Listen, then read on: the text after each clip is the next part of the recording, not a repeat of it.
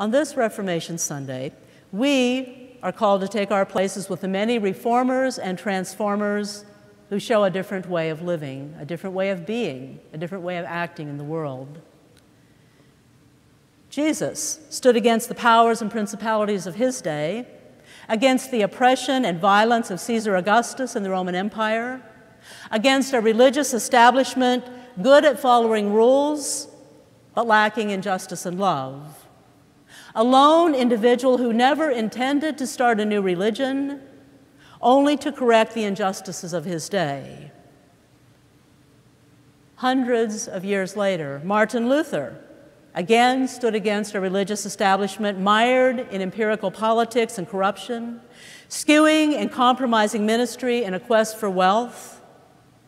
Luther also stood alone, nailing the 95 Theses to the Wittenberg door, never intending to leave the church, but about to become the parent of a brand new movement changing the world forever. Martin Luther King Jr. stood up, naming the injustices of racism in this country, fighting for justice in all places for all people. Sometimes he stood alone, sometimes with others, always confronting injustice embedded in the larger society, and calling on the church to take a stand, to follow the way of peace, justice, and love, always at great risk to himself and to those he loved. He also changed the world, and certainly this country. In spite of ongoing injustice and racism, Martin Luther King Jr. would be amazed and proud if he had watched Barack Obama and his family move into the White House. We could name others: Mahatma Gandhi, Mother Teresa, Sojourner Truth, Nelson Mandela. The list could go on and on and on.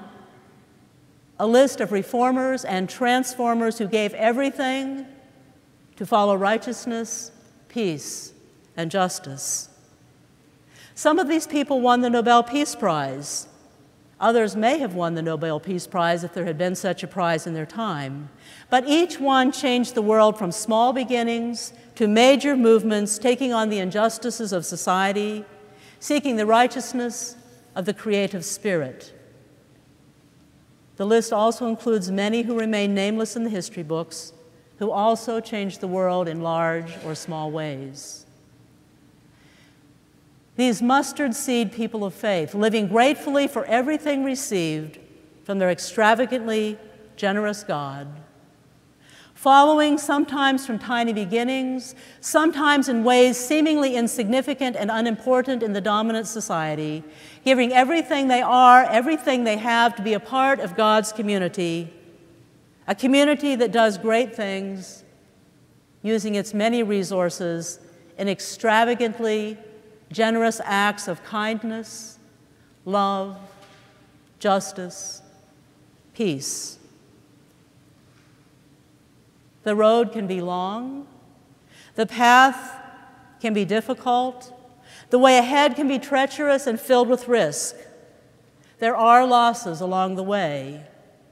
But grounded in the hope of a God who abides with us always, who is extravagantly generous with us every day of our lives, our small beginnings focused on God's ways can grow into extraordinarily large movements, changing the world around us in unbelievable ways.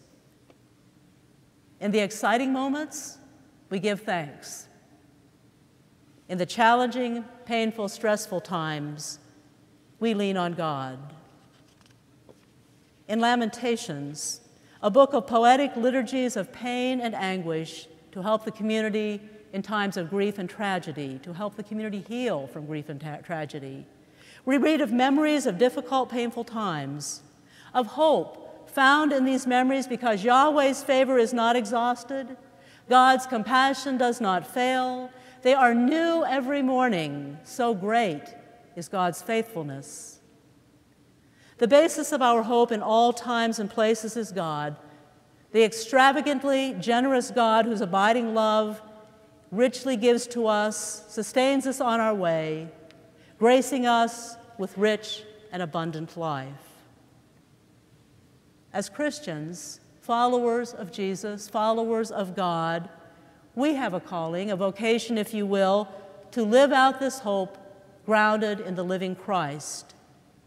And we live this hope by the way we receive all things given to us, and by the way we use, manage, and share all that God has given into our trust and care.